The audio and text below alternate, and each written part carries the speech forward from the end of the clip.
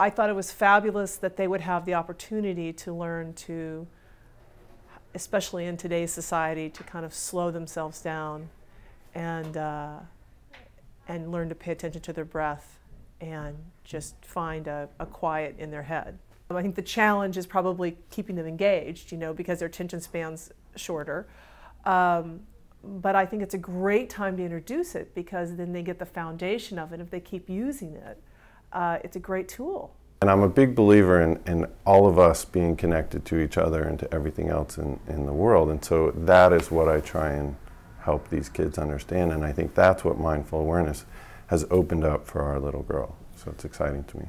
If she's unhappy in her position in the car when we get in based on where everyone else is sitting, she could really, throw a bit of a tantrum over that. And now she'll recognize it almost instantly that she's reacting and it's really not a normal, necessary reaction to that kind of situation.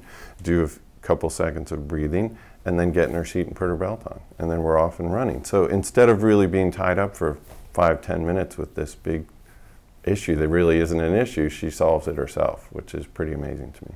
It's just the three of us. It's my husband, my daughter, and myself. And when things become tense between my husband and I, she'll just blurt out mindful awareness. So, she kind of uses it to try to regulate the situation, I guess. It's sort of, something she can use to make us be attentive to the fact that, like, if we're starting to have a heated conversation or something. I guess when you think of, the breathing and all that, it's supposed to help everyone and, maybe even help you slow down or help with your blood pressure or whatever. I just think that across all, cultural, socioeconomic, the whole spectrum, I think it would help to be exposed to something like this. And I think people generally are not.